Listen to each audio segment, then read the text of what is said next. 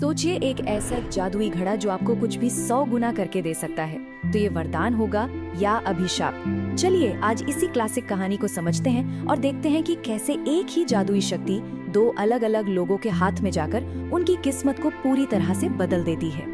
तो सवाल सीधा सा है, अगर किसी को बेहिसाब शक्ति मिल जाए तो क्या वो हमेशा एक ब्लेसिंग ही होती है या फिर वो एक भयानक अभिशाप भी बन सकती है?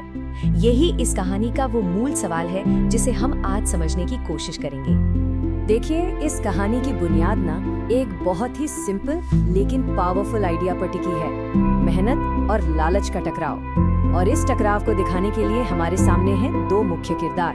तो एक तरफ है रामू, एक गरीब सीधा साधा और बहुत ही मेहनती किसान, और दूसरी तरफ है शंभू, गांव का चालाक और लालची साहूकार।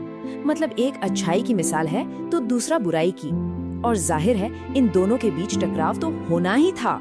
कहानी में अब आगे बढ़ते हैं और देखते हैं कि कैसे एक आम सा दिन एक बहुत बड़ी खोज में बदल जाता है।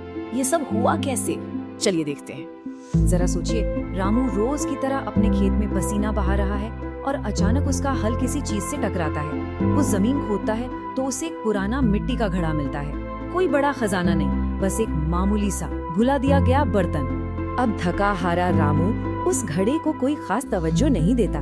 वो तो बस आराम करने के लिए अपनी कुल्हाड़ी को उसमें टिका देता है और सुस्ताने लगता है। और मजे की बात ये है कि इस जादू का पता किसी बड़े अनुष्ठान से नहीं, बल्कि एक बहुत ही छोटे और अनजाने में किए गए काम से चलता है। और फिर जब वो अपनी कुल्हाड़ी वापस निकालता है तो जो होता है वो देखकर उसकी आंखें फटी की फटी रह जाती हैं। घड़े के अंदर अब एक नहीं बल्कि पूरी 100 कुल्हाड़ियां थीं। बस यही वो पल था जब जादू दुनिया के सामने आया।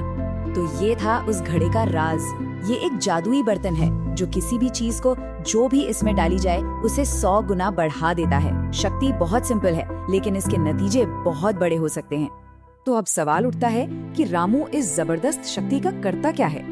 वो इसका इस्तेमाल अपनी जरूरतें पूरी करने के लिए तो करता ही है, पर उससे भी बढ़कर गांव के दूसरे गरीब लोगों की मदद करने के लिए करता है। ये बात उसके अच्छे किरदार को और भी पक्का कर देती है। पर कहानी में ट्विस्ट तो आना ही था। जहां अच्छाई होती है वहां लालच भी तो पहुंच ही जाता है।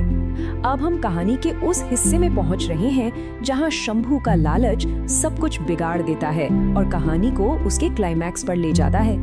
ये अपने आप में एक बहुत बड़ा सवाल है ना, कि जब किसी का लालच कभी खत्म ना हो और उसे एक ऐसी शक्ति मिल जाए जिसकी कोई सीमा ही नहीं है, तो उसका अंजाम क्या हो सकता है? और फिर वही होता है जिसका डर था।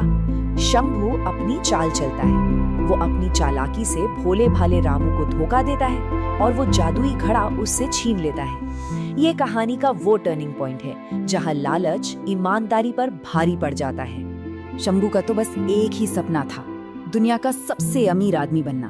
वो सोने के सिक्के डालकर उन्हें 100 गुना करने की प्लानिंग करता है, लेकिन उसका लालच और बेसब्र होना उसे एक बहुत बड़ी, एक जानलेवा गलती करने पर मजबूर कर देता है। वो जादू को काम करते हुए देखने के लिए इंतजार नहीं कर पाता और यहीं पर उससे वो गलती हो जाती है। घड़े के अंदर झांकने की जल्दबाजी में शंभू अपना बैलेंस खो देता है और खुद ही उस जादुई घड़े में गिर जाता है। उसका लालच लिटरली उसे निगल जाता है और घड़ा तो बस अपना काम करता है। उसे जो मिलेगा वो उसे 100 गुना कर देगा। लेकिन इस बार बाहर 100 कुल्हाड़ियां नहीं बल्कि 100 लालची शंभू निकलते हैं। ये कहानी का सबसे डरावना और आयरॉनिकल मूड है। तो इस सब का अंजाम क्या हुआ? चलिए अब कहानी के आखिर में चलते हैं और इसकी सबसे जरूरी सीख को समझते हैं। ये हमें बताती है कि लालच का रास्ता हमेशा कहाँ जाकर खत्म होता है। जरा उस तबाही का मंजर सोचिए। 100 लालची लोग सब एक जैसे उस दौलत के लिए एक दूसरे से लड़ रहे हैं जो अभी अभी बनी है। नतीजा पूरी तरह से बर्बादी। उनकी आपस की लड़ाई में सब कुछ तबाह हो जाता है। और यहीं आकर कहानी का सार हमारे सामने आता है, एक सीधी और साफ सच्चाई। लालच का अंत हमेशा हमेशा बुरा ही होता है। तो इस कहानी से 3 खास बातें हम समझ सकते हैं। पहली, कि जादू भी मेहनती लोगों का ही साथ देता है। दूसरी, लालच का रास्ता हमेशा तबाही की तरफ ही जाता है। और सबसे जरूरी बात, किसी भी शक्ति का नतीजा इस बात पर निर्भर करता है कि उसे इस्तेमाल करने वाले की नीयत कैसी है। तो जाते जाते एक सवाल के साथ मैं आपको छोड़कर जाता हूँ। अगर सच में कभी ऐसा कोई घड़ा मिल जाए तो पूरी इंसानियत के लिए उसका सही उपयोग क्या होना चाहिए, इस पर सोचिएगा जरूर।